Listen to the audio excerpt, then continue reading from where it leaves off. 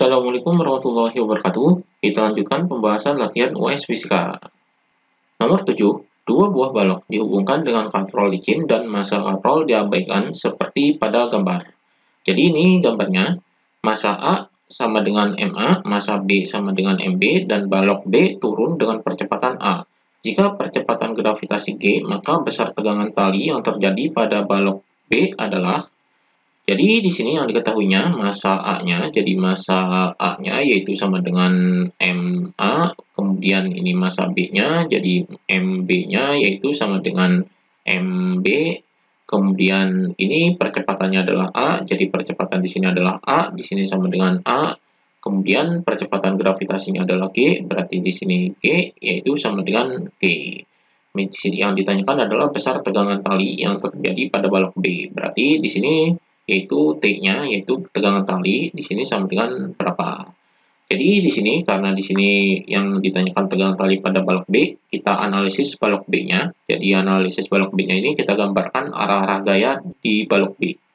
Jadi pada balok B bekerja gaya beratnya, jadi arah gaya beratnya ini ke bawah, yaitu ini WB-nya, jadi di sini W-nya, WB. Kemudian di sini ada gaya tegangan tali, jadi di sini adalah gaya tegangan talinya yaitu T. Jadi gaya yang bekerja adalah ini, gaya tegangan tali dan gaya beratnya. Maka di sini karena di sini adalah gerak B-nya ini adalah geraknya ke bawah, misalnya di sini karena di sini B-nya bergerak turun, jadi balok B ini turun, jadi arahnya ke bawah. Jadi arah percepatannya adalah ini.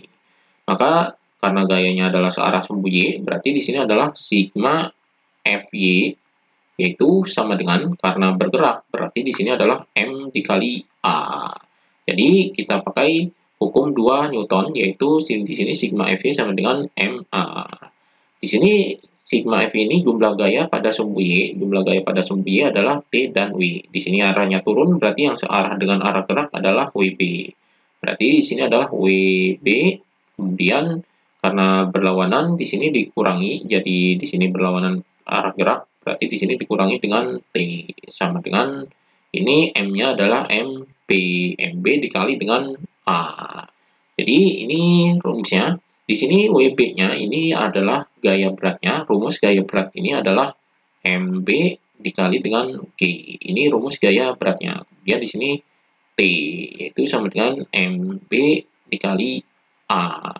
Maka T-nya ini yang dicari, jadi T-nya ini kita tukar dengan MB dikali A, berarti di sini adalah MB dikali G, ini dikurangi dengan MB dikali A, kemudian di sini sama dengan ini T-nya dipindah sini jadi positif, jadi ini T-nya.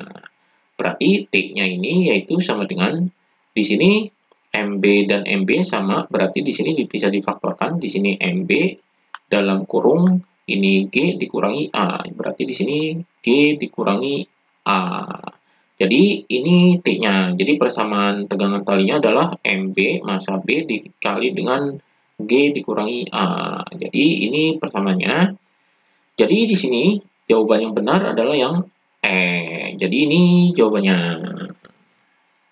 Kemudian nomor 8, mobil melaju pada sebuah tikungan jalan raya di posisi M, seperti terlihat pada gambar di bawah ini. Jadi ini gambarnya, koefisien gesekan statis antara roda dan jalan 0,4, agar mobil tidak keluar jalur, kecepatan maksimum yang diperbolehkan adalah. Jadi di sini yang diketahuinya, ini koefisien gesekan statis, yaitu mu S sama dengan 0,4, jadi ini koefisien gesekan statis. Kemudian di sini dari gambar ini adalah jaraknya yaitu 40 meter, berarti ini jari-jarinya. Di sini pusatnya, berarti ini jari-jarinya. Jadi di sini adalah R-nya yaitu sama dengan 40 meter. Di sini yang ditanyakan adalah kecepatannya. Jadi kecepatan maksimum atau di sini adalah V-nya yaitu sama dengan berapa? Ini yang ditanyakannya. Jadi di sini mobil ini melaju pada lintasan ini. Jadi misalkan mobilnya ada di M. Jadi misalnya di sini adalah mobilnya.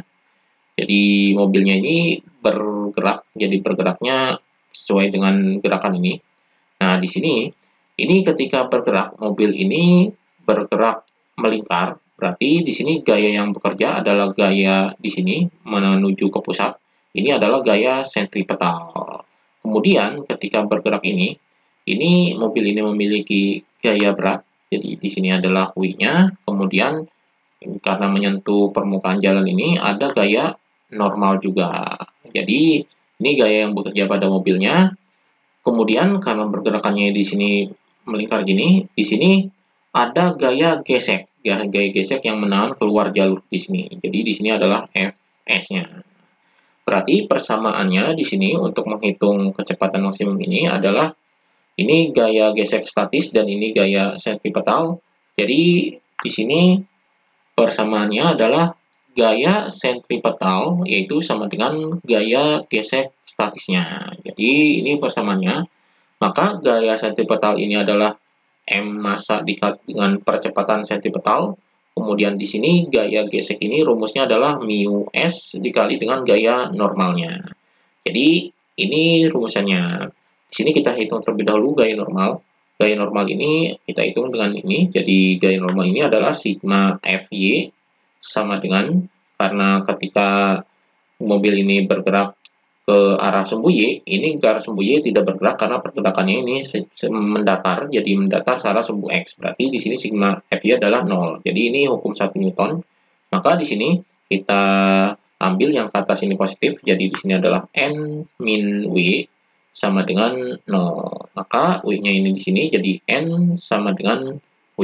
W ini gaya berat. Jadi di sini rumusnya adalah M dikali G. Jadi ini gaya beratnya.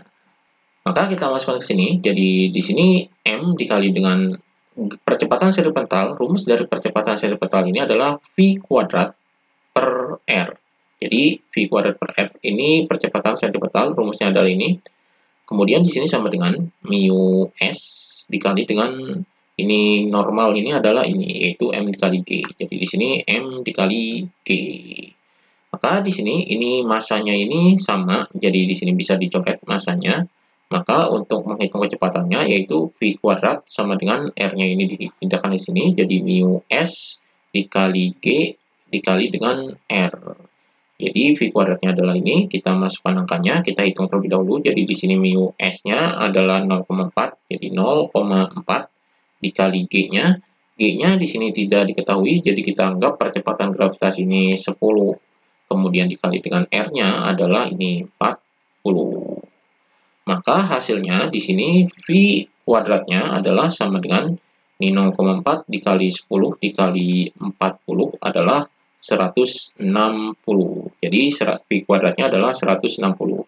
Berarti V-nya adalah sama dengan, jadi V kuadrat ini kita ubah jadi V, berarti karena kuadrat, kebalikan kuadrat adalah akar, jadi akar dari 160.